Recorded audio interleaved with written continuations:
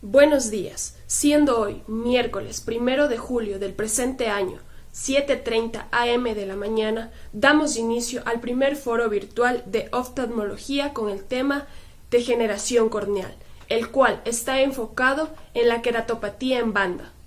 Para ello se contará con las siguientes participantes: señorita Pamela Segovia, señorita Daniela García y señorita Rosa Pico, estudiantes de la carrera de Medicina de la Escuela Superior Politécnica de Chimborazo, y mi persona Lisbeth Martínez, quien hará las veces de moderador en este foro.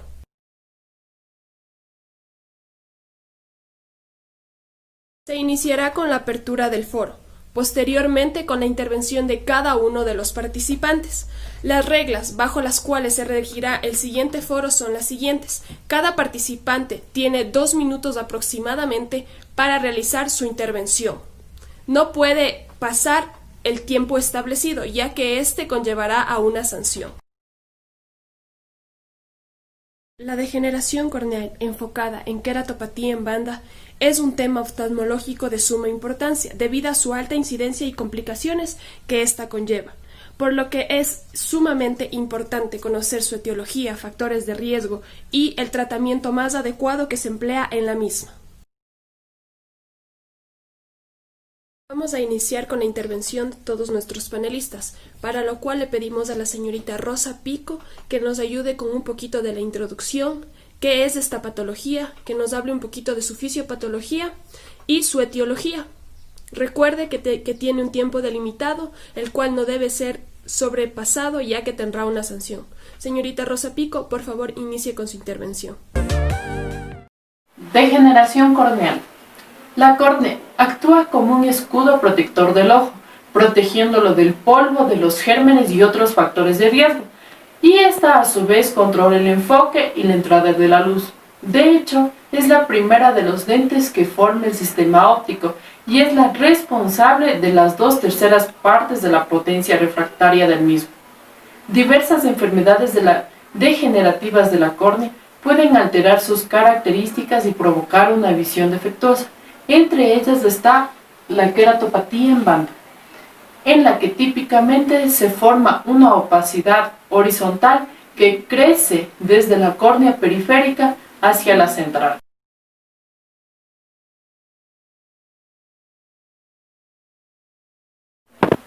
La queratopatía en banda es una degeneración corneal que a menudo se compone de los depósitos finos de calcio en forma de polvo en el subepitelio, la capa de Bodman y el estroma anterior. Los depósitos iniciales son grises, pero a medida que avanza la deposición, la banda se vuelve blanquecina, como podemos observar, y con puntos en las áreas de los nervios corneales.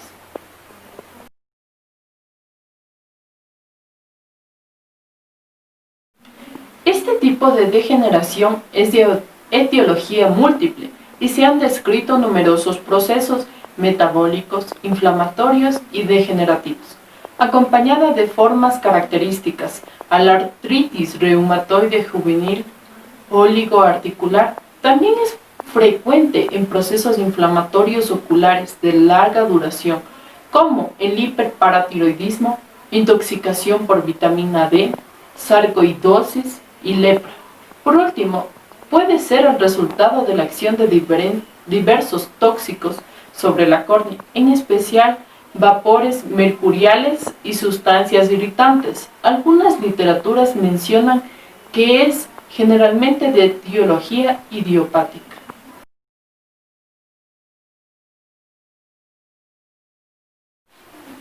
La queratopatía en banda se va a caracterizar por una acumulación de calcio en el borde interpalpebral inicialmente, luego hacia la periferia que permitirá observar un espacio claro entre estos, y el limbo tomando de forma de un queso suizo, es decir, de una banda horizontal, de aspecto amarillo grisáceo con pequeños agujeros transparentes y usualmente binocular.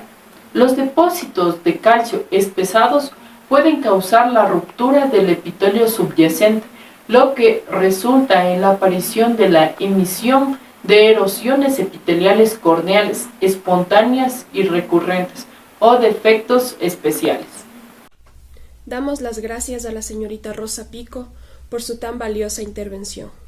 Para proseguir, vamos a pedir a la señorita Daniela García, quien nos va a hablar un poco de la epidemiología, los factores de riesgo, la clasificación de esta patología y algo sumamente importante, cuál es el cuadro clínico o las manifestaciones clínicas que ésta presenta.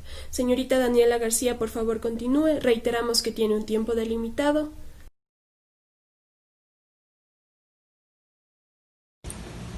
En la epidemiología, la degeneración corneal constituye el conjunto de trastornos oftálmicos más frecuentes. La incidencia y prevalencia varía de un lugar a otro, dependiendo de lo que es la exploración a los factores de riesgo. Son pocos los estudios que se han realizado de esta patología a nivel mundial. Sin embargo, según la Organización Mundial de la Salud, en países como en Estados Unidos, durante el periodo enero-diciembre 2017, se presentó 52 casos, lo que presenta un 38%.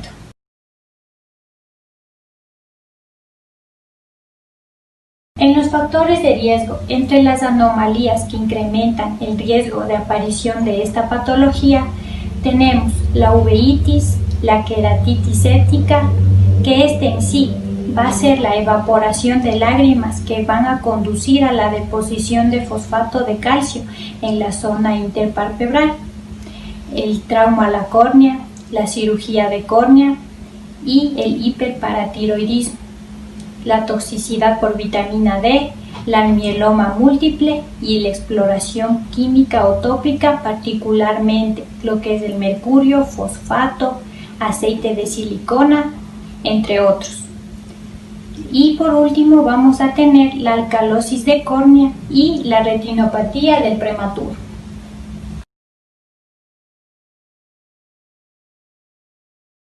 En la clasificación, las degeneraciones corneales es un grupo amplio de anomalías de la visión. Van a tener elementos patogénicos y clínicos comunes. Cabe recalcar que usualmente estos son asintomáticos y en muchos casos solo se refiere a la disminución de la agudeza visual. Las degeneraciones corneales se clasifican en tres grandes grupos, como es las degeneraciones seniles, adquiridas y hereditarias. Dentro de las degeneraciones corneales seniles vamos a tener el arco senil, el arco juvenil y la córnea férrea. En las adquiridas tenemos la queratopatía en banda, de degeneración marginal, o de Terring, la degeneración de grasa lipídica, entre otras. Y en las hereditarias vamos a tener lo que es la de Cogan o epitelial microquística, la córnea gutata y el queratocono, entre otras. En el cuadro clínico, generalmente esta se va a tratar de una patología de tipo asintomática. Sin embargo, los pacientes pueden referir en el inicio de esta enfermedad una variedad de síntomas, como es el dolor, sensación de cuerpo extraño, irritación ocular, mientras que hacia el final de esta patología se puede presentar lo que es la disminución de la agudeza visual debido a erosiones y desestructuralización epitelial. Muchas gracias su intervención, señorita García, muy acertada. Para continuar, pedimos a nuestra última panelista, la señorita Pamela Segovia, quien nos va a hablar sobre cuál es el diagnóstico, cuál es el posible y más acertado tratamiento y cuáles pudiesen ser las complicaciones a las que esta patología pudiese llevarnos. Por favor, señorita Pamela Segovia, le escuchamos.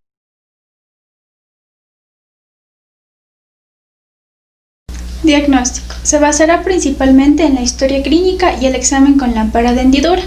Con este último se evidenciará la presencia de una banda horizontal a través de la córnea desde las 9 en punto hasta las 3, que es patogmónica para esta enfermedad.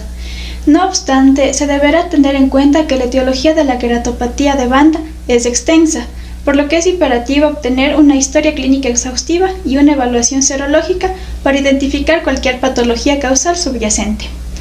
Dentro del análisis serológico se puede incluir pruebas para diagnosticar cualquier asociación sistémica de queratopatía en forma de banda, como niveles séricos de calcio y fosfato, también niveles de paratormona, la función renal, niveles de nitrógeno ureico y creatinina. Se puede realizar también rayos X o tomografía computarizada espiral de tórax en caso de sospecha de SACUDES.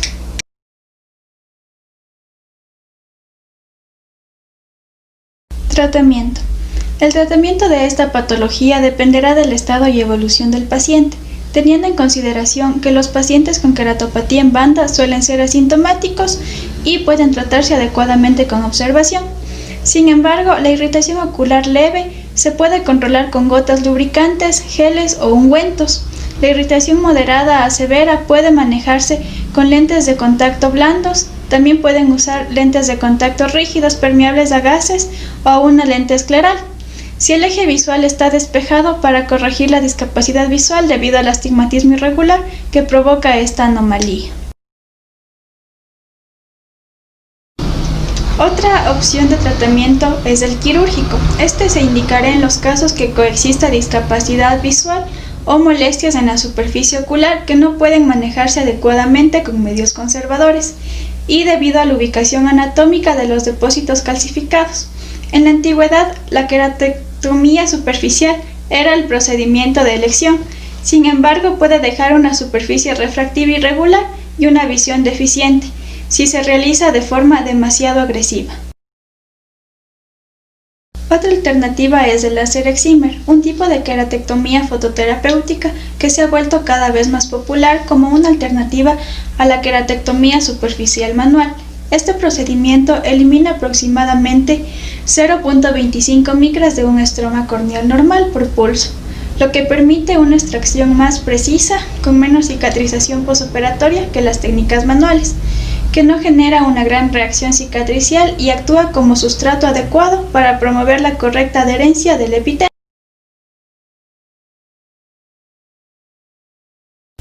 Complicaciones. Las principales complicaciones relacionadas con la eliminación de depósitos de calcio de la superficie corneal incluyen dolor, cicatrización corneal, edema corneal, infección, disminución de la visión, defecto epitelial no cicatrizante y aumento del astigmatismo irregular. La queratectomía fototerapéutica en algunas ocasiones es tóxica para la superficie ocular y la eliminación inadecuada durante o después del procedimiento provocará una quemadura química. Agradecemos la participación de cada una de nuestras panelistas. Como conclusión podemos decir que la queratopatía en banda se trata de una alteración generativa de la córnea, la cual está caracterizada por los depósitos de sales en los espacios subepiteliales o en la parte anterior de lo que es la membrana de Bowman. La queratopatía se puede dar por múltiples causas, entre las cuales tenemos primarias y secundarias. Las primarias que vienen a ser las idiopáticas y las secundarias que pueden ser de origen ocular, metabólico o sistémico. Normalmente es asintomático en sus inicios, aunque puede causar dolor, disminución de la agudeza visual y en su parte final de la evolución, erosiones y desestructuración epitelial. Es importante recalcar que el tratamiento de la queratopatía en banda se debe realizar solo si la visión se encuentra comprometida y el ojo presenta demasiado dolor. Con esto doy concluido el foro en esta mañana. Muchas gracias por su atención.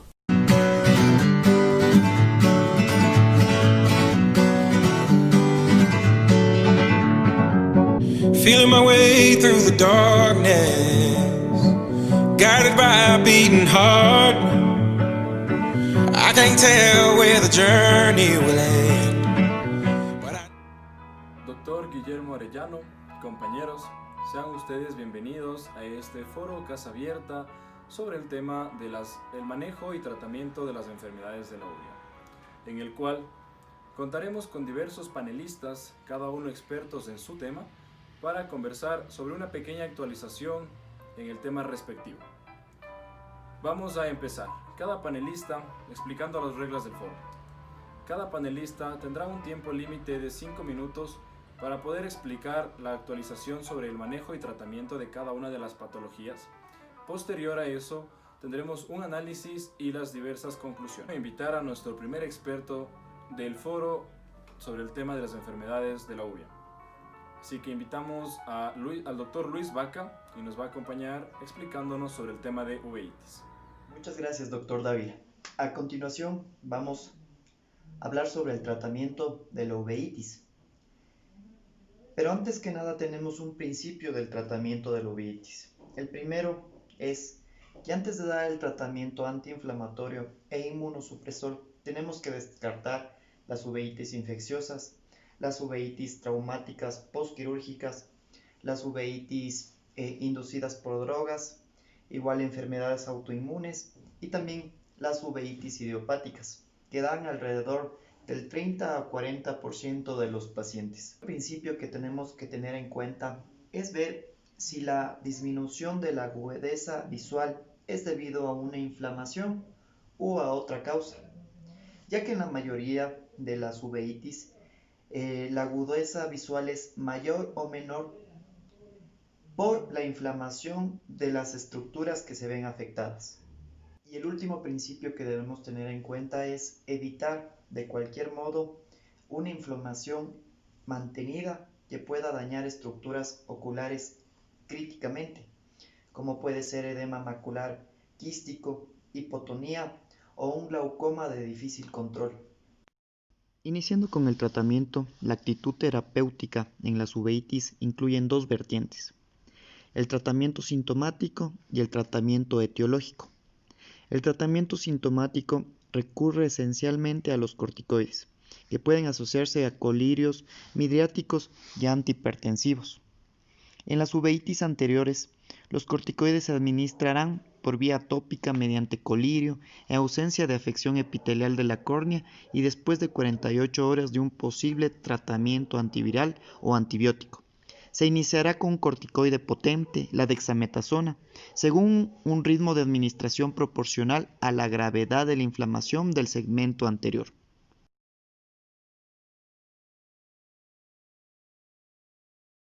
En cuanto a los efectos adversos de los corticoides, están las cataratas subescapulares posteriores, la elevación de la presión intraocular y favorecer la replicación viral en el herpes simple oftálmico. El tratamiento de la uveitis anterior aguda es generalmente tópico con corticoides y cicloplégicos midriáticos, siendo necesario recurrir a la administración perivulvar o sistémica solo ocasionalmente. Los corticoides tópicos más ocupados son la prednisolona, la dexametasona, la fluorometolona, cada 1 a 2 horas los primeros días. Al cabo de 1 a 2 semanas, el corticoide se retira progresivamente en 4 a 6 semanas. Los cicloplégicos más ocupados son el ciclopentolato o fenilefrina, 1 a 2 gotas 3 a 6 veces al día para reducir el dolor por espasmo del músculo ciliar y las sinequias. Tras controlar el proceso inflamatorio, se pueden suspender antes que los corticoides. Los antiinflamatorios tópicos se pueden utilizar como coadyuvante. En cuanto al tratamiento de la uveitis intermedia, la uveitis posterior y la panuveitis, generalmente se inicia el tratamiento con corticoides perioculares, y si estos son insuficientes, vamos a acudir a la vía intraocular o sistémica. Los medicamentos sistémicos que más utilizamos son los antimetabólicos, los inhibidores de la calcineurina, agentes biológicos y también ocupamos los alquilantes, como son la ciclofosfamida y el clorambucilo.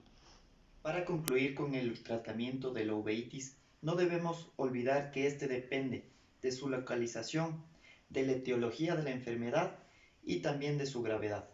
Muchas gracias. Agradecemos la intervención del doctor Luis Vaca y de esta manera invitamos al doctor Freddy Molina con el tema endoftalmitis.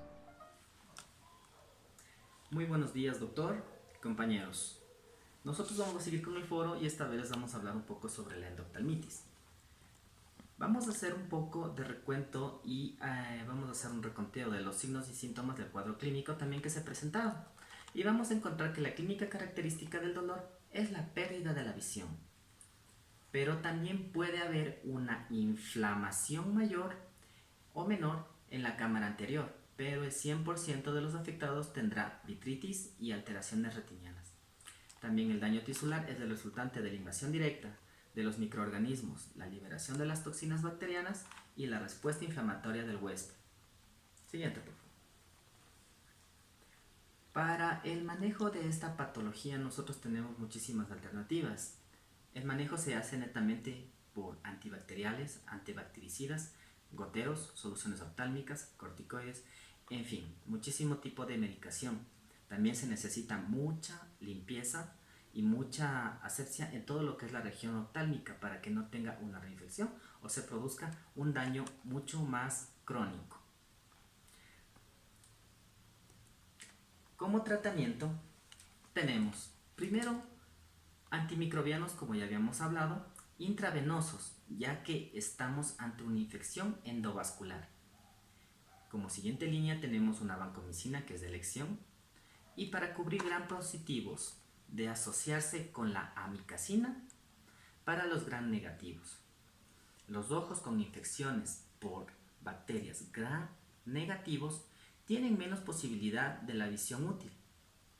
Otro de estos tipos de tratamientos parece que los ojos tratados con esteroides intravenoso tienen 4 veces más posibilidad de mantener una visión útil y que no son de los que no son tratados, pero se recomienda precaución en su uso. El uso excesivo de esteroides va a producir algún tipo de patología adyacente.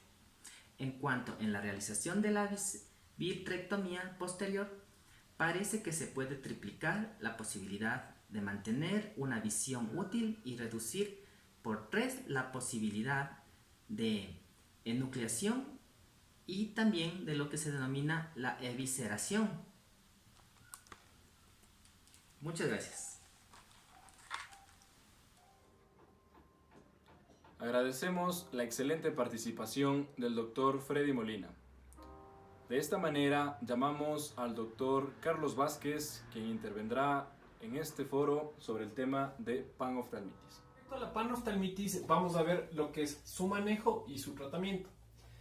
Al tratarse de una enfermedad purulenta, recordemos que también se la conoce como uveitis purulenta. El manejo, además de eliminar el agente patógeno, está enfocado en la conservación de la agudeza visual y una administración intensa de antibiótico terapia. Además, por supuesto, de la administración de sustancias antiinflamatorias para de esta forma disminuir radicalmente el daño producido por la colonización de patógenos en el globo ocular. Por otro lado, en caso de haber un mayor compromiso del vitrio, se realiza una vitrectomía, junto con la administración de antibióticos y antiinflamatorios, para de esta forma reducir la formación de membranas que pueden ocasionar un desprendimiento de retina de tipo traccional. Respecto a la antibiótico-terapia, en diversos estudios clínicos publicados en la última década, se han aislado varios agentes patógenos que producen esta enfermedad, como son los estafilococos, estreptococos, enterococos, pseudomonas, que estos sobre todo se van a ver en pacientes inmunodeprimidos por presentar patologías como el VIH o la diabetes, por lo que se debe administrar antibióticos dependiendo qué agente va a estar presente, ¿sí? Por eso es importante realizar un cultivo antes de dar un tratamiento, para que de esta forma nuestro tratamiento sea 100% efectivo. Podemos ocupar la amoxicilina, la ampicilina, que son específicamente para los estreptococos. Podemos ocupar también la piperacilina, tazobactam para gram positivos y gram negativos, pero sobre todo este se ocupa para cubrir pseudomonas en pacientes inmunodeprimidos. Podemos ocupar también cefalosporinas como la cefotaxima, que cubre gran parte de gram positivos y negativos, pero no va a cubrir la pseudomona, esto hay que tenerlo muy en cuenta. Podemos ocupar la ceftazidime, que va a cubrir específicamente gram negativos, así como la gentamicina, mientras que el cipro y el levofloxacino son de un gran espectro, cubren tanto gram positivos como gram negativos. Bien, en estudios clínicos, algunas especies de estreptococos y enterococos han demostrado crear una resistencia a la terapia con aminoglucósidos, como la gentamicina o la amikacina. y también han generado resistencia a las cefalosporinas. Por esto se ha cambiado el tratamiento al uso de vancomicina o también de ampicilina por vía intravenosa o por vía de administración intravítrea, teniendo gran resultados en la mayoría de pacientes con panoftalmitis. También se las acompaña con colirios de atropina. Y bien, respecto a la vancomicina, este es un antibiótico glicopéptido que inhibe la síntesis de la pared celular, actuando como bactericida especialmente sobre las células en división. A todo esto, debido a la barrera hematoocular presentes en el ser humano, el tratamiento sistémico no ofrece un aporte significativo, ni la aplicación tópica e incluso los antibióticos inyectados en la cámara anterior se van a eliminar rápidamente. Por eso la vía de administración es controversial. Además de esto, hay que tener en cuenta no solo la actividad antibacteriana, sino también el riesgo de toxicidad a la retina dependiendo del medicamento a ocupar. Cuanto más temprano se inicie el tratamiento de la panoftalmitis y sobre todo contra cierto agente en específico, mayor será el éxito en el manejo. Pero si la evolución es desfavorable, se recurre a la vitrectomía con aplicación simultánea de antibióticos y, por el otro lado, mientras más nos demoremos en actuar, habrá un mayor riesgo de disminución de la agudeza visual e incluso puede haber una pérdida del globo ocular. Dentro de los colirios antibióticos se ocupan la vancomicina de 25 a 50 mg de ml o la ceftazidima de 50 mg de ml también. O a su vez se puede ocupar lo que es la amikacina 50 mg ml cada hora. Respecto a los antiinflamatorios, se ocupan para reducir el daño inflamatorio ocasionado de manera secundaria por la infección del globo ocular. Se ocupan colirios antiinflamatorios esteroideos como la dexametasona, la prednisona al 1%, que se han visto grandes resultados ocupando este tipo de medicamentos. Así también se puede ocupar esteroides para disminuir la aparición de edema, de infiltración celular, de dilatación capilar, proliferación fibroblástica y creación de depósitos de colágeno. Entre estos, los más ocupados tenemos, por un lado, la dexametasona, que es de administración intravítrea, de 0.4 en 0.1 ml, o también la administración por vía oral, que es la prednisona, se ocupa 40 mg día. Respecto al procedimiento, que en este caso ya viene siendo quirúrgico, como es la vitrectomía, cada vez son más los pacientes sometidos a esto, debido a que se ha demostrado que la aplicación de una vitrectomía sumada a la antibiótico-terapia va a aumentar la circulación de estos en la cavidad vítrea, además de eliminar las posibles cavidades presentes en el vitrio, donde se pueden secuestrar los agentes y su eliminación va a ser muchísimo más difícil. Además de esto, al aplicar una vitrectomía, esto va a hacer que se libere tracciones que puedan provocar desgarros retinianos. Y como último procedimiento tenemos la enucleación, que en este caso se les aplica a pacientes donde ya la infección se ha visto muy marcada, ya no hay vuelta atrás y por ende se tiene que sacar lo que es el globo ocular para resolver el problema y que no cause mayor. Agradecemos la participación de nuestro querido colega, el doctor Carlos Vázquez. De la misma manera, quiero invitar a la doctora Dayana Rodríguez, quien intervendrá con el tema del melanoma uveal. El melanoma ocular es una enfermedad por la cual se van a formar células malignas en el tejido del ojo. Tener edad avanzada, piel clara pueden aumentar el riesgo de melanoma ocular. Entre los signos más característicos vamos a encontrar pérdida de la visión y mancha oscura en el iris. Para detectar y diagnosticar esta enfermedad se debe realizar un minucioso examen físico. No es necesario realizar una biopsia para tener un diagnóstico.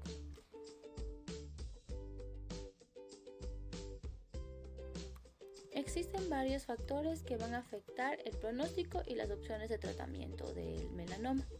Entre estos vamos a tener el aspecto de las células del melanoma al microscopio, el tamaño y el grosor del tumor, la parte del ojo donde está el tumor, ya sea el cuerpo ciliar, el iris o la coroides, si el tumor se diseminó a otro tejido del cuerpo, si hay ciertos cambios en los genes que se relacionan con el melanoma ocular, la edad, la salud en general del paciente y si el tumor ha hecho recidiva.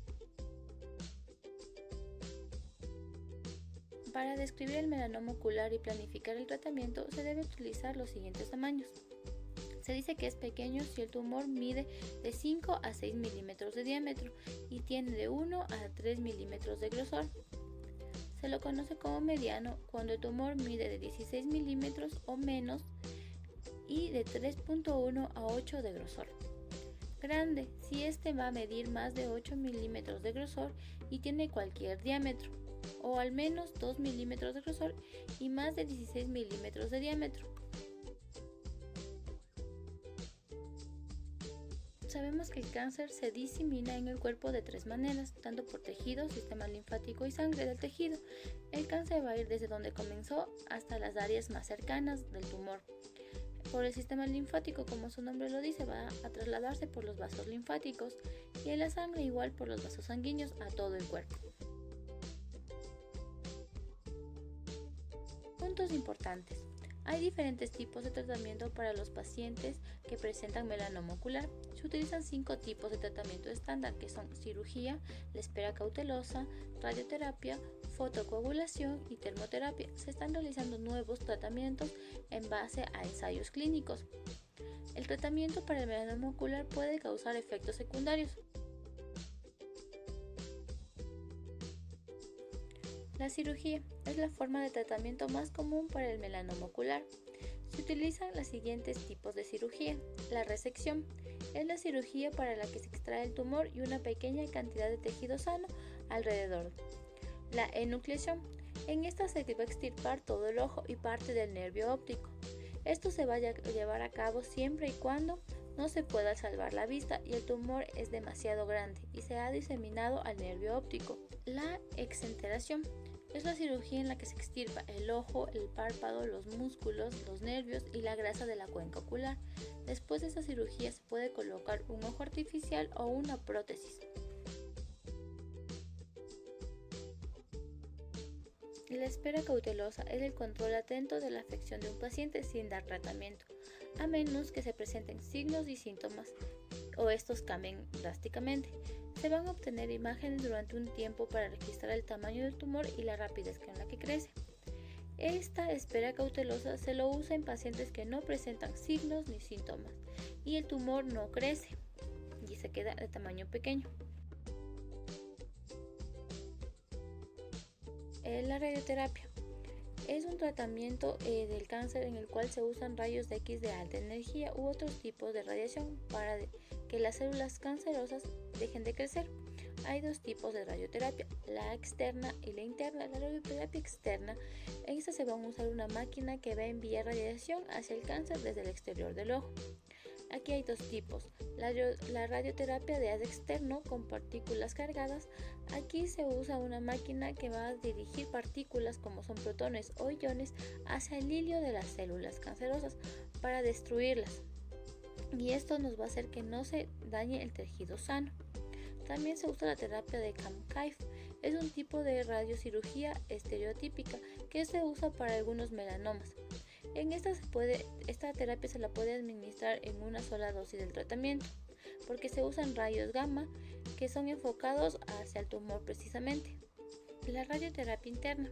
Este tipo de radioterapia va a usar lo que es sustancia radioactiva sellada en agujas, en alambres o catéteres que van a estar colocados directamente sobre el cáncer o cerca de estos.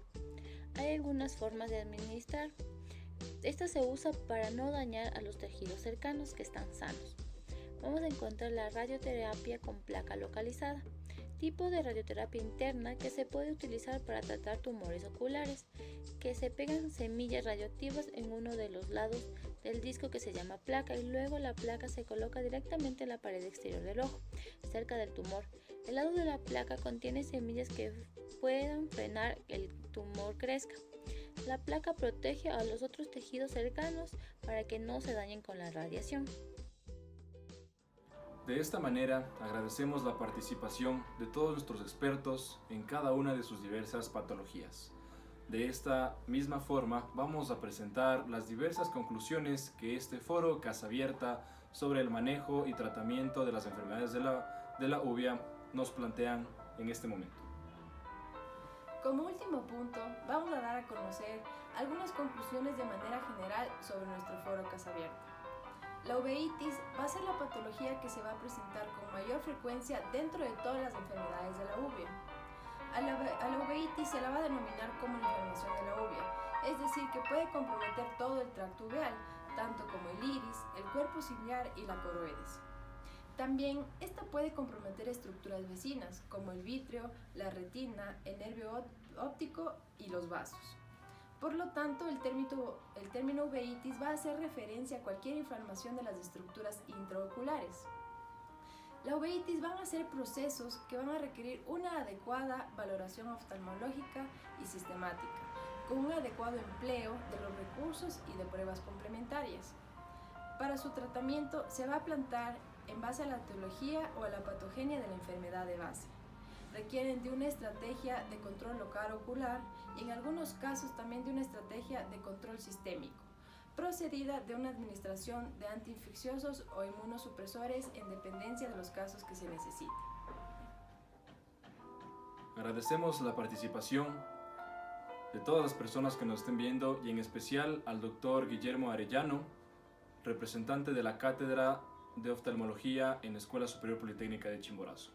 Damos por cerrado el foro sobre el manejo y tratamiento de las enfermedades de la uvea. Muchas gracias.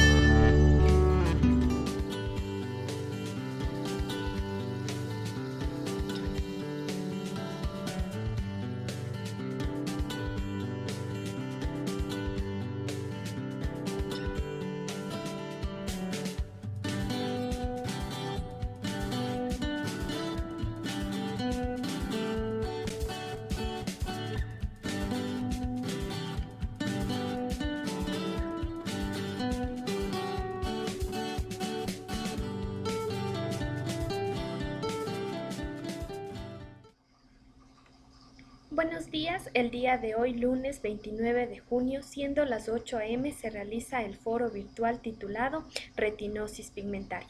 Se iniciará con la apertura del foro, posteriormente las intervenciones por parte de los panelistas y finalmente el cierre del foro a través de una conclusión. El presente foro se regirá bajo las siguientes reglas. El foro se manejará bajo preguntas libres emitidas por el moderador y cada panelista tendrá 2 minutos y medio para su intervención. Se debe respetar la opinión expresada por cada expositor y en caso de que se desee aportar con un comentario sobre la exposición de otro panelista, esto deberá ser hecho bajo todas las normas de respeto. El presente foro tiene como finalidad realizar una actualización sobre la retinosis pigmentaria, teniendo en cuenta que esta patología afecta alrededor de 1,5 millones de personas en el mundo, constituyéndose como la cuarta causa de ceguera a nivel mundial y como la primera que lo hace de origen genético en la población adulta. Cabe mencionar la importancia de la función del médico de atención primaria, quien debe realizar una referencia oportuna de estos pacientes. Para ello debe tener un conocimiento vasto sobre las características clínicas y epidemiológicas de esta entidad, así también debe tener en claro los factores de riesgo y sus diferentes formas de presentación, ya que si bien no existe un tratamiento definitivo o estándar, los avances científicos han permitido el desarrollo de técnicas diagnósticas que permiten identificar precozmente esta patología. En base a lo mencionado, se ha identificado la importancia del presente foro, el cual se da inicio tras esta breve introducción. Para ello, pedimos la intervención del señor Christopher Cantos con la siguiente pregunta. ¿Considera que la retinosis pigmentaria es una patología que afecta la calidad de vida de quien lo padece? Primero que nada, buen día. Respondiendo a tu pregunta, yo considero que la retinosis pigmentaria sí afecta la calidad de vida de las personas por los motivos que les voy a presentar a continuación. Según LADAM y colaboradores en el 2015, manifiestan que esto es porque la deficiencia visual a causa de esta enfermedad tiene como consecuencia una significativa desventaja económica y social en quien la padece, su familia y a la sociedad en general. Además, según los mismos autores en el 2017, manifiestan que se ha observado que estos pacientes acuden con mayor frecuencia al médico y generalmente porque necesitan asistencia para desarrollar sus actividades diarias. Van Nispen y asociados a inicios del 2020 demostraron que quienes padecen de una progresión de su discapacidad visual, como en el caso de la retinosis pigmentaria, tienen mayor riesgo de sufrir depresiones y cuadros de ansiedad. y según Taipali y participantes, este cambio en el estado emocional influye en su funcionamiento y o desenvolvimiento en el espacio, lo cual se relaciona con la calidad de vida. Finalmente, de acuerdo con dos estudios, uno realizado por Koda y colaboradores y otro por Liu y Chang, expresan que las mayores dificultades son en la orientación relacionadas con las condiciones de iluminación, evitando obstáculos y búsqueda de objetos. Actividades como salir de compras, realizar deporte o usar el transporte público son consideradas como limitaciones ante la falta de movilidad, pero también se deben considerar como actividades de la vida diaria y de interacción social. Por lo tanto, y recalcando mi respuesta a la pregunta que se me realizó, todo esto resulta en una drástica reducción de la calidad de vida al comparar con la población de la misma edad. Agradecemos la participación del señor Christopher Cantos y a continuación pedimos la intervención del señor Juan Carlos Miranda. Como futuro médico de la atención primaria, ¿qué conocimientos considera que debe poseer para sospechar la presencia de retinosis pigmentaria? Yendo a la pregunta, vamos a ver qué es una pérdida de visión nocturna. La pérdida gradual de la visión periférica se conoce como lateral. ¿Por qué? Porque hay una visión en túnel. Esto quiere decir que sigue disminuyendo el calibre de nuestra visión. Vamos a ver que hay una pérdida de visión central, que en algunas personas se complica en hacer tareas básicas como leer o enhebrar una aguja. Vamos a ver que existen problemas con la visión a color. Es en sí muy escasa, pero sí se da. En esto se manifiesta cuando las personas ven un color con diferentes tonos. Vamos a ver que, como sabemos, es una enfermedad netamente genética. En muchos de los casos corresponde a lo que es una retinosis pigmentaria autosómica recesiva, que es la más conocida, pero también se puede dar por lo que es autosómico dominante, autosómico recesivo y ligado al cromosoma X. Esto se ve apoyado por lo que son artículos de México, lo que se ha dado en niños y también una publicación hecha por la revista mexicana. Vamos a ver que una de las preguntas es ¿por qué unos días lo veo bien y otros días no? Es muy frecuente esta pregunta, ya que las personas piensan que mejoran sus síntomas, mas no es así. Hay unos días que son soleados o donde presenta mayor luz y otros que son oscuros o nublados, donde se da un mayor esfuerzo físico. Además de esto se le puede sumar lo que es el cansancio, el estrés emocional. Agradezco la participación del señor Juan Carlos Miranda y pido la presencia del señor Luis Peralbo con la siguiente pregunta. ¿Existen otras formas de presentación de la retinosis pigmentaria? Efectivamente, tenemos otras formas clínicas de presentación de la retinosis pigmentaria. La retinosis pigmentaria sin pigmento, la cual presenta las mismas alteraciones funcionales fundoscópicas y electrofisiológicas que la retinosis pigmentaria típica, con la única diferencia de que no se observa pigmento en la retina. Se cree que se trata de un estadio inicial de la forma típica. Tenemos a la retinosis pigmentaria inversa central, en donde los cambios pigmentarios de la retina se localizan en la retina, estando la visión central más afectada. Parece tratarse de una degeneración de los conos y bastones. Respecto a la retinosis pigmentaria pericentral, las lesiones se producen alrededor de los vasos temporales, respetando la mácula y la retina periférica. En la retinosis pigmentaria sectorial, las lesiones típicas de la retinosis pigmentaria se localizan en un sector retiniano, generalmente el nasal inferior. Los pacientes pueden estar asintomáticos y en el electroretinograma suele estar afectado. Por último, tenemos a la coroideremia. Las alteraciones funcionales y electrofisiológicas son similares a la de la retinosis pigmentaria típica, pero el aspecto fundoscópico muestra algunas diferencias debido a la atrofia coroidea que presenta se da en los varones debido a su carácter hereditario ligado al cromosoma X, con una prevalencia de 1 por cada 100.000 individuos. Las mujeres portadoras manifiestan ligeros cambios en el fondo del ojo.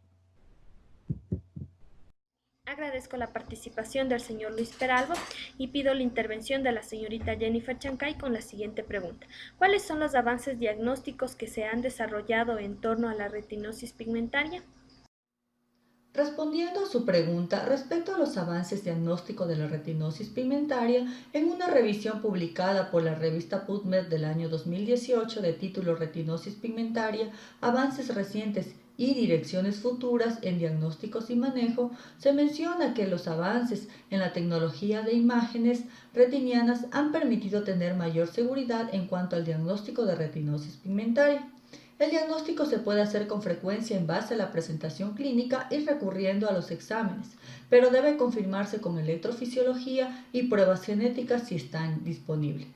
Si bien es cierto que hay muchos avances en cuanto al diagnóstico por imagen, no debemos olvidarnos que podemos empezar por la parte más sencilla, realizando una oftalmoscopía, que nos brindará información respecto a la retinosis pigmentaria, al observar la presencia de las características espículas óseas en la retina periférica, vasos retinianos marcadamente atenuados y cambios en el epitelio pigmentario de la retina. El electroretinograma de campo completo va a medir el potencial eléctrico generado por conos y bastones después de un estímulo de la luz y es esencial en el diagnóstico de retinosis pigmentaria. En el momento de diagnosticar esta patología, generalmente se reduce tanto los conos como los bastones. Los pacientes pierden del 10 al 17% la función de los conos por año. La angiografía con fluoresceína permite estudiar con detalle la presencia de atenuación vascular que aparece tempranamente, observándose un estrechamiento de las arteriolas hasta su completa desaparición.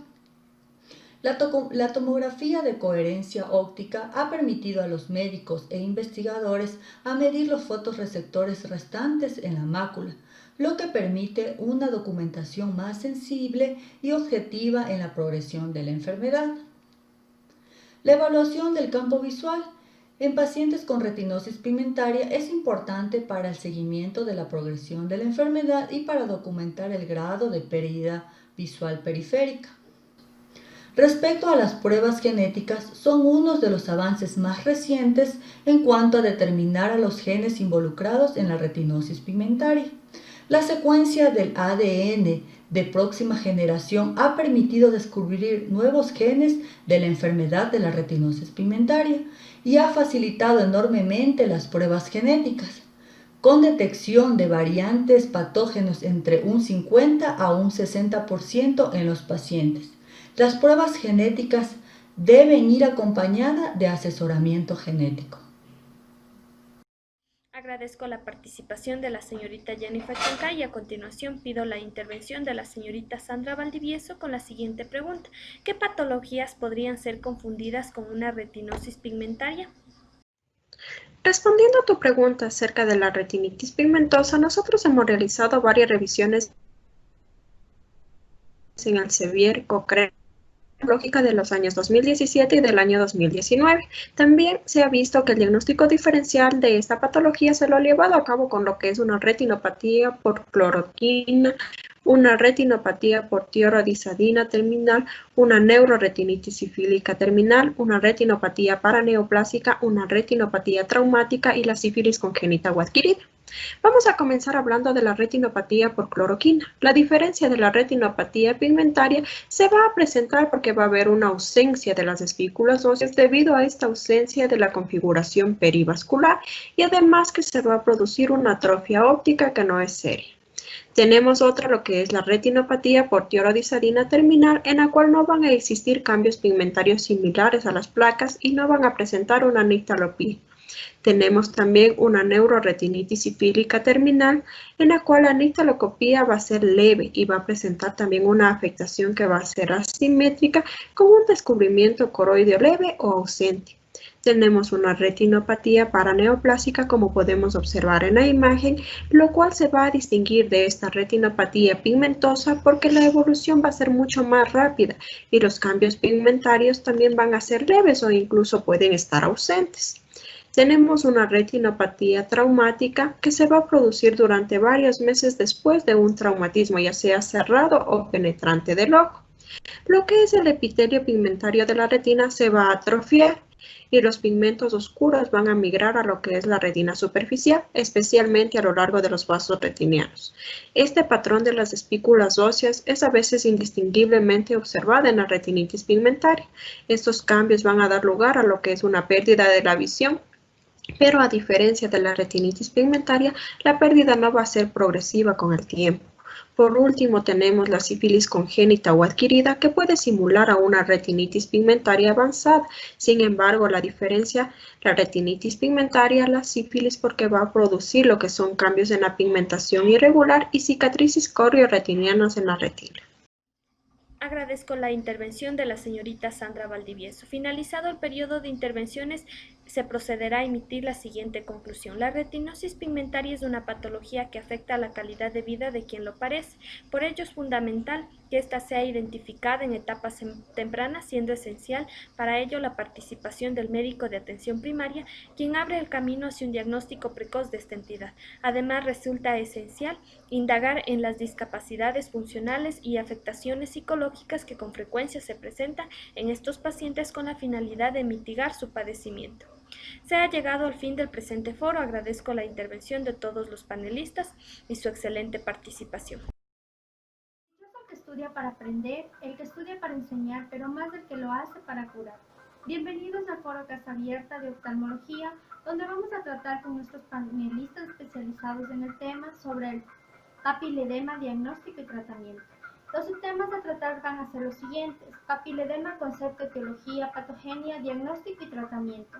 Además, se va a abordar artículos científicos como son papiledema bilateral, papiledema verdadero o falso, drusas congénitas de niños, diagnóstico diferencial con papiledema.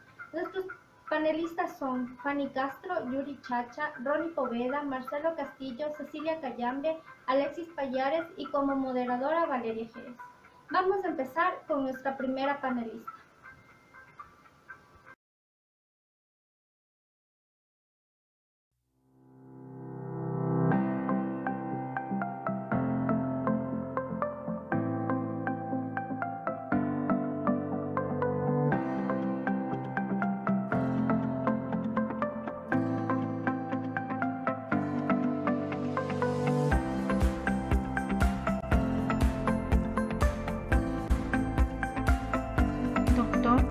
Compañeros, bienvenidos a nuestra Casa Abierta. Nosotros somos el grupo número 4 y en esta ocasión trataremos el tema sobre papiledema, en el cual les hablaremos sobre aspectos importantes del. Dentro del concepto tenemos que es una inflamación del disco óptico, el cual usualmente se encuentra asociada con un incremento de la presión intracraneal. Este se caracteriza por presentar hiperemia, borramiento de los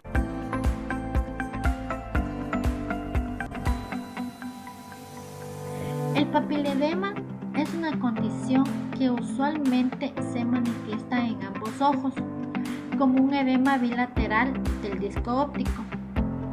Este se produce después de una hipertensión intracraneal por encima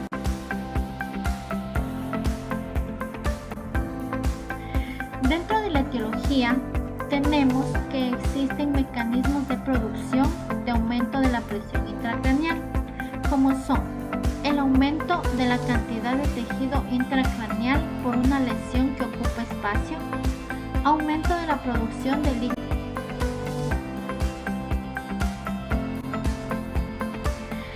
Dentro de la patogenia vamos a tener que va a existir una presión intracraneal, la cual se transmite a la vena del nervio óptico, la misma que se comprime, interrumpiendo así el flujo axoplásmico y produciendo una dilatación.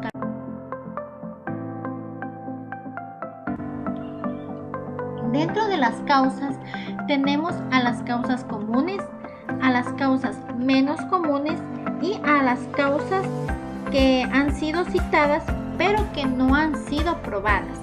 Entonces, dentro de las causas comunes encontramos las lesiones.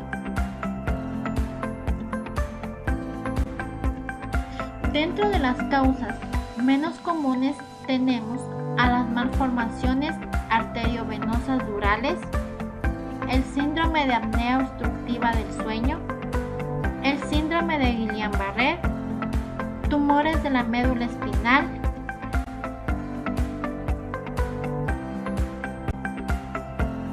cuadro clínico.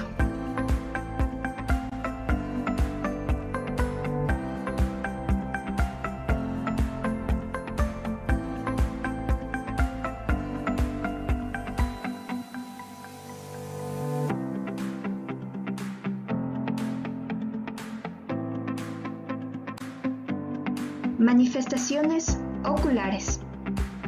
El papiledema temprano o incipiente no afecta la agudeza visual central, la visión cromática o la función pupilar. Los pacientes pueden estar totalmente asintomáticos y sin embargo, otras manifestaciones.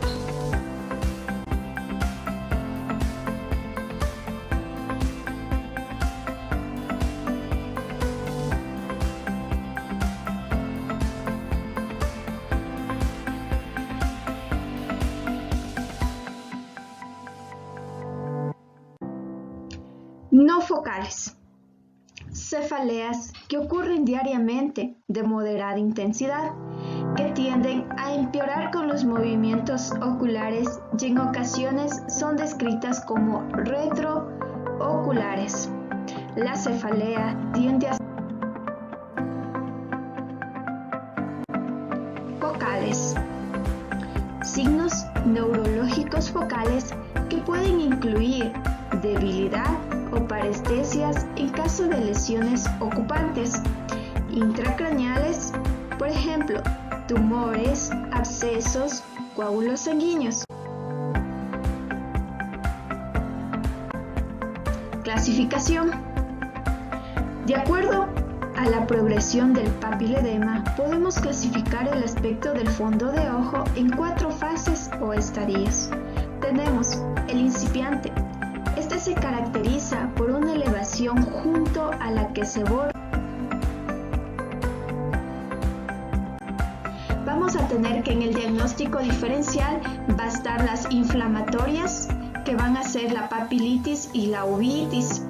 En las vasculares vamos a tener la neuropatía óptica sistémica, la oclusión de vena central de la retina en las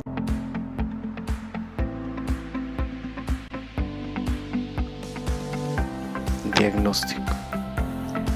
El diagnóstico del papiledema puede ser difícil clínicamente si se usa un solo oftalmoscopio directo.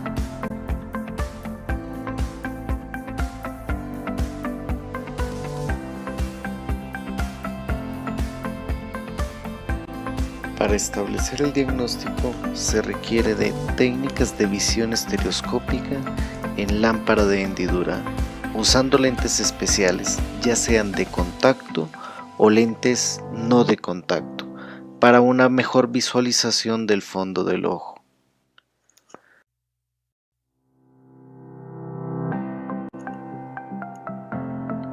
Si existen dudas, debe realizarse una angiografía fluorescénica, ya que esta puede ser útil en el estadio precoz.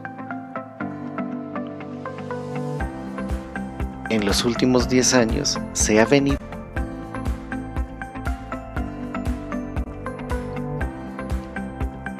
Los defectos al campo visual son comunes, por tal razón es necesario realizar una perimetría.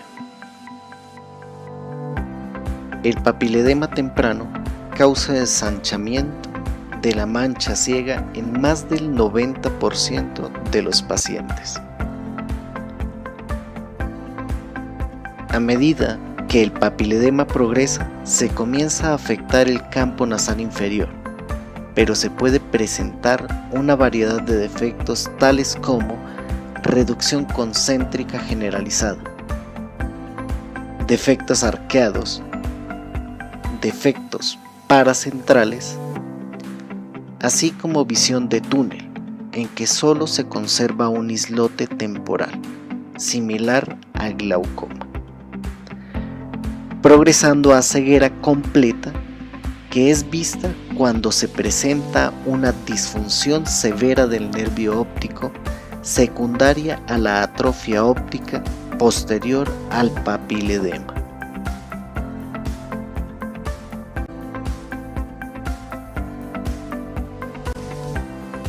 Respecto a los estudios imagenológicos,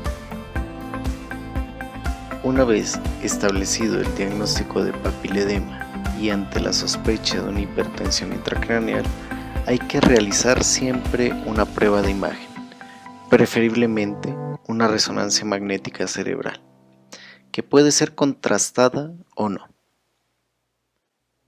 Se puede usar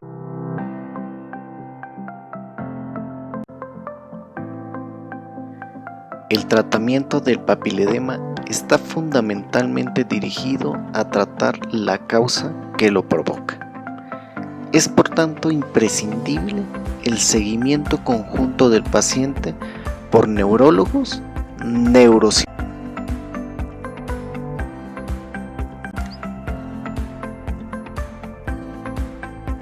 En línea general, se recomienda la corrección de los factores predisponentes o precipitantes, reducción del peso corporal en caso de obesidad asociada, restricción de líquidos,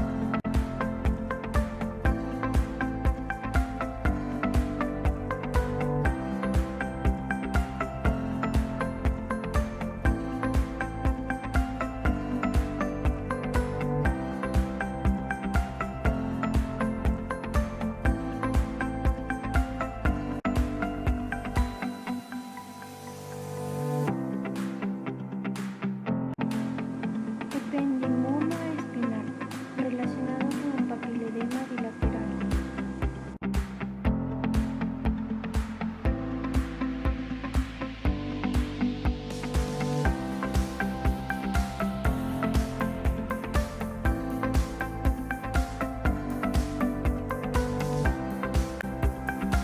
Los síndromes de hipertensión intracraneal secundarios se deben en la gran mayoría de los casos a patología intracraneal. La patología espinal es una causa conocida, aunque infrecuente. De esta generalmente está asociada a hidrocefalia. Está menos habitual en la presentación de un tumor espinal como un síndrome de hipertensión intracraneal sin hidrocefalia.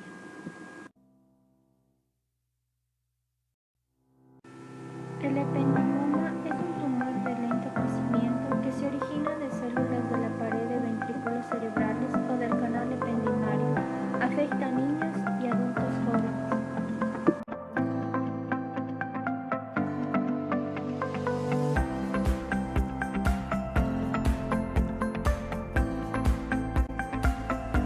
En los niños, la localización más frecuente de este tumor es intracraneal, mientras que en los adultos es en la médula espinal.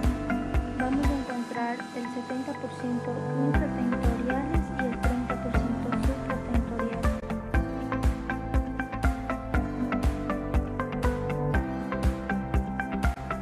Dentro del cuadro clínico, los tumores de la médula espinal generalmente causan síntomas, algunas veces en grandes porciones del cuerpo. Los tumores más allá de la médula espinal pueden crecer durante mucho tiempo antes de causar daño a los nervios. Pueden presentar dolor en lugar del crecimiento dado por la compresión que provoque, pérdida de la sensibilidad, particularmente en las piernas, dolor de espalda progresivo, a menudo dolor lumbar, normalmente fuerte y que no mejora con analgésico, sensación de frío en las piernas o en las manos, debilidad muscular y pérdida de la función muscular.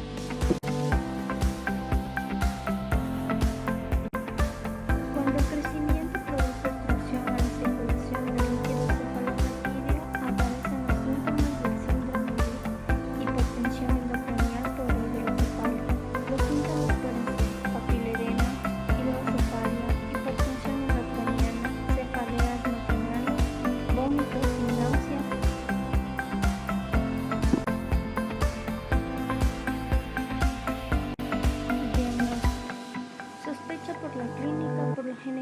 cefalea mejora con los vómitos.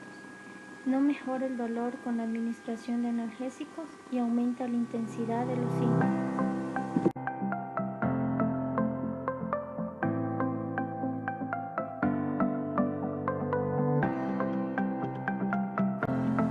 Diagnóstico por imagen. Las imágenes por resonancia magnética del medio vaginal son de elección, la tomografía computarizada y la biopsia.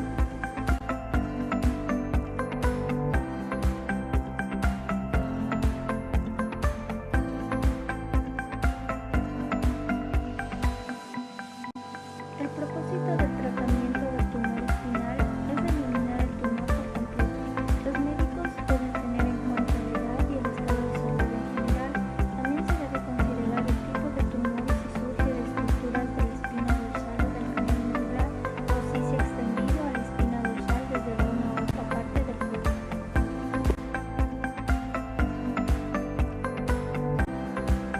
La cirugía por lo general es el tratamiento de elección para los tumores que se pueden extirpar con un riesgo aceptable de daño por lesión a médula espinal o de los nervios. Radioterapia. Se puede utilizar para eliminar los restos de tumores luego de una cirugía, para tratar los tumores inoperables o para tratar aquellos tumores donde la cirugía es demasiado riesgosa.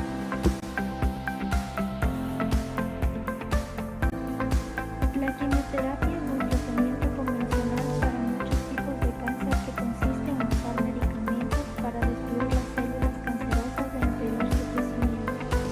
Otros medicamentos, debido a que la cirugía y la radioterapia, así como también los mismos tumores, los médicos a veces recetan corticosteroides para reducir la inflamación, ya sea después de la cirugía o durante los tratamientos de radiación.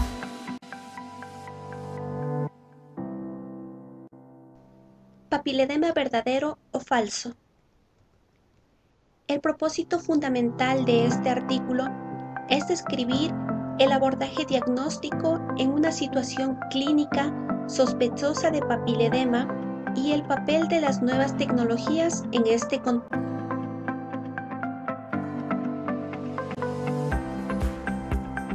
El papiledema en sus diferentes estadios puede plantear dificultades diagnósticas frente a neuropatías ópticas y anomalías estructurales del disco óptico que se agrupan bajo el término de pseudopapiledema.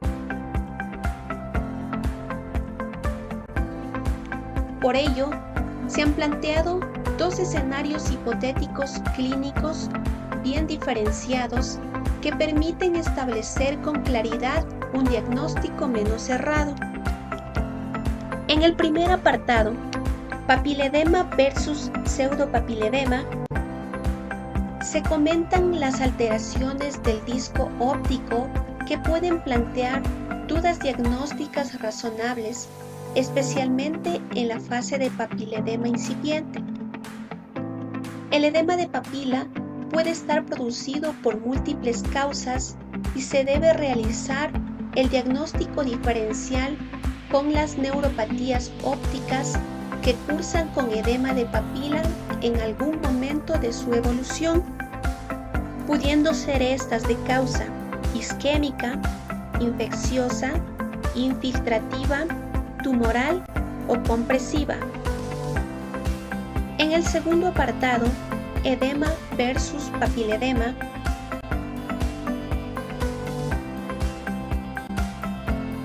frente a las hipótesis planteadas anteriormente, se realizan las siguientes consideraciones. Es muy importante establecer con veracidad científica cuando se trata realmente de un papiledema, lo cual otras causas que debemos tener presentes son el síndrome del disco ladeado o implantación oblicua de la papila, hipoplasia del disco, melanocitoma, estafiloma del disco, coloboma de papila, anomalía de Morning Glory, que es una excavación en forma de embudo en el polo posterior del disco óptico, Elevación nasal del disco en paciente. La papilitis es unilateral con disminución de la agudeza visual y alteraciones pupilares asociadas a dolor cuando se realizan movimientos oculares. Generalmente va a estar causada por un proceso infeccioso.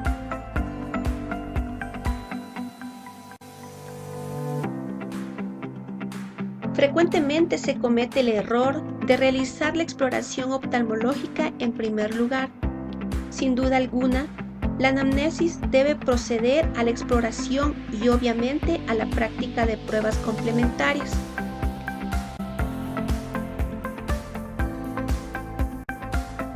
Causas raras. Existen varias patologías que pueden hacernos pensar erróneamente que estamos en presencia de un papiledema.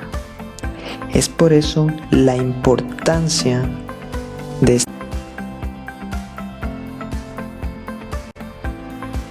drusas congénitas en el niño, diagnóstico diferencial con papiledema. La sospecha de papiledema es una de las principales derivaciones por parte del Servicio de Pediatría y de Centros de Atención Primaria.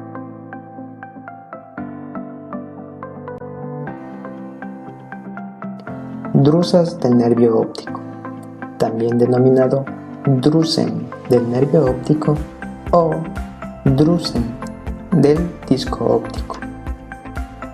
Como datos generales, tenemos que las drusas del nervio óptico tienen una prevalencia de 3 a 24 casos por cada 1000 habitantes.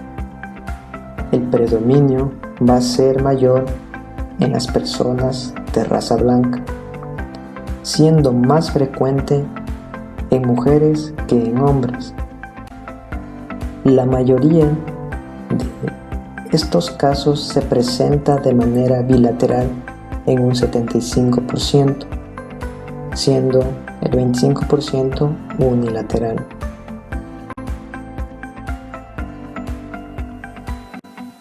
Caso clínico.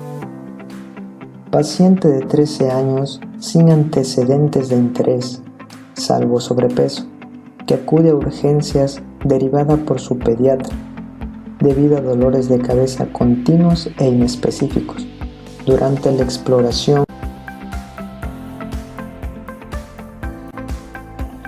Dentro del fondo de ojo que se le realizó a la paciente, se observa alteraciones papilares de ambos ojos, lo que da lugar a una alta sospecha de papiledema.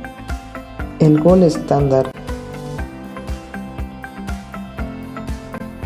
La imagen A y B corresponden al ojo derecho e izquierdo respectivamente. Aquí podemos observar una elevación papilar bilateral, sin hemorragias ni signos congestivos claros. Lo que se observa en la imagen C, que corresponde a ojo derecho, observamos un defecto arciforme causado por la compresión de drusas en la salida del nervio óptico, sin afectación de mancha ciega, mientras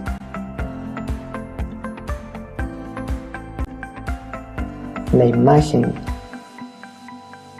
observamos lesiones hiperreflectivas bilaterales debido a los depósitos de calcio. En otras palabras, la autofluorescencia es Hemos llegado a la ecografía. Esta ecografía es bilateral, en la cual se observan imágenes de hiperecogenicidad y sombra posterior, lo cual sugiere la presencia de calcificación. Por último, tenemos la tomografía computarizada. Aquí podemos observar calcificaciones puntiformes características en la cabeza de ambos nervios, que son coherentes con el diagnóstico de drusas. Conclusiones del caso clínico. Se ha llegado a 3 conclusiones. La primera, que las drusas del nervio óptico son la causa más frecuente de pseudopapiledema en niños. Es necesario el diagnóstico diferencial con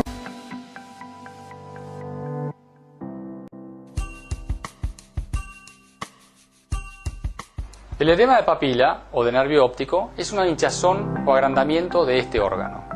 El nervio óptico es el órgano que une el globo ocular con el cerebro, que es el que procesa la información visual. El edema de papila produce una disminución en el campo de la visión, ya sea en forma horizontal o vertical. Las causas pueden ser hipertensión arterial, compresión por algún tumor cerebral o inflamaciones de menor importancia. Es fundamental lograr un diagnóstico preciso mediante la tecnología adecuada para poder actuar sobre las causas que lo producen.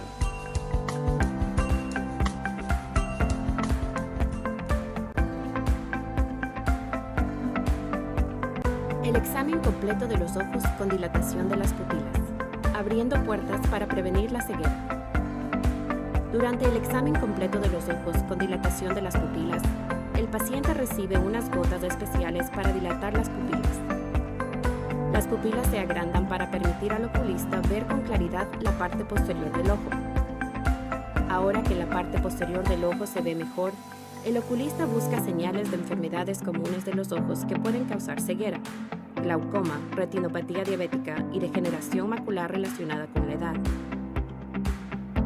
Cuando los ojos están dilatados, el oculista puede ver claramente la retina, el nervio óptico y la mácula. Este es el nervio óptico. El oculista busca si hay señales tempranas de glaucoma. El nervio óptico de este paciente está sano, pero si presentara señales de glaucoma, se vería así. El oculista verá cambios en la forma o color del nervio óptico. El oculista podría ver también lo que se llama hundimiento del disco óptico. El glaucoma es más común en afroamericanos mayores de 40 años, en personas mayores de 60 años y en personas con historial familiar de glaucoma. Además del nervio óptico, el oculista también puede ver claramente la retina en la parte posterior del ojo. El oculista puede ver señales de retinopatía diabética. La retinopatía diabética temprana comienza con pequeños puntos rojos llamados microaneurismas. Estos pueden convertirse en vasos sanguíneos que gotean, causando que la retina se vuelva más gruesa y la visión borrosa, o el crecimiento de vasos sanguíneos nuevos que pueden sangrar y causar ceguera. Si tiene diabetes, usted está en riesgo de desarrollar retinopatía diabética. Mientras le examina la retina, el oculista también puede buscar señales de degeneración macular relacionada con la edad o AMD. Si este paciente tuviera AMD, el oculista notaría depósitos amarillos debajo de la retina llamados drusas o masas oscuras de pigmento. La AMD es la causa principal de pérdida de la visión y ceguera en los adultos mayores en los Estados Unidos. La dilatación de la pupila permite que los oculistas puedan ver mejor la parte posterior del ojo, lo que les permite determinar si hay señales tempranas de una enfermedad. Pero es importante saber que todas las personas mayores de 60 años necesitan hacerse un examen completo de los ojos con dilatación de las pupilas una vez al año y deben informar a su oculista de inmediato si comienzan a tener problemas con su visión. Las personas con mayor riesgo pueden necesitar hacerse un examen completo de los ojos con más frecuencia. Los factores de riesgo como la raza, la edad y el historial familiar son importantes para determinar la frecuencia con la que los pacientes deben hacerse un examen completo de los ojos. Para aprender más sobre el examen completo de los ojos con dilatación de las pupilas, los problemas comunes de la visión y las enfermedades de los ojos, visite www.nei.nih.gov/Healthy Eyes.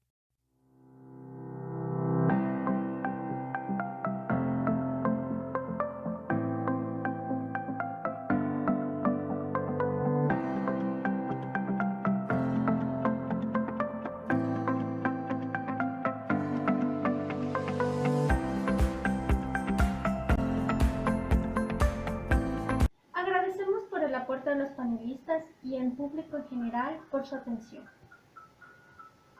What are the parts of optic disc and what's optic disc cupping? There are two parts, the optic cup and the optic disc. The cup is in the center. So what's the difference between the optic cup and optic disc? Optic cup does not have nerve fibers in it, whereas the optic rim has nerve fibers, the neuroretinal tissue. And what's the ratio between cup and a disc? Normal ratio between the cup and disc is 0.2 to 1 or 1:5. So if the cup increases in size, the neuroretinal tissues decreases in size. So that's what happens if the pressure is increased, as in glaucoma and other conditions. This is the normal cup here. Then it increased in glaucoma and the neuroretinal tissue, the rim, is decreased. And this is known as optic disc cupping. What's the difference between a physiologic cupping and a glaucomatous cupping? Physiologic cupping remains stable for a long period of time. So what's the difference between papilledema and optic disc edema? Papilledema is the bilateral optic disc swelling due to increased intracranial pressure. And optic disc edema is the edema due to any other cause other than increased intracranial pressure or papilledema.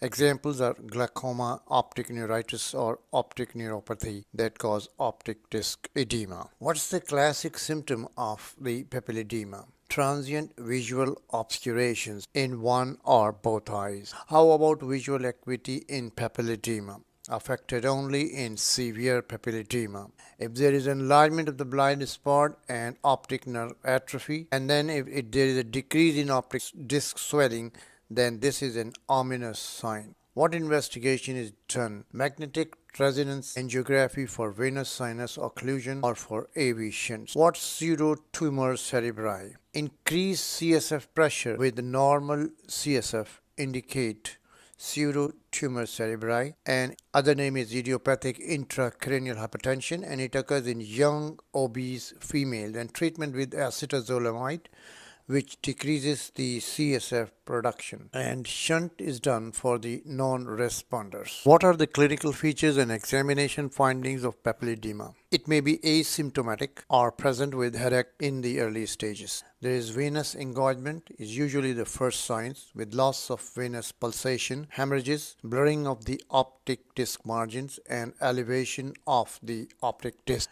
What are visual obscurations? Inability to see in a particular part of visual field for a period of time, and ultimately total loss of vision may occur. What are the causes of papilledema?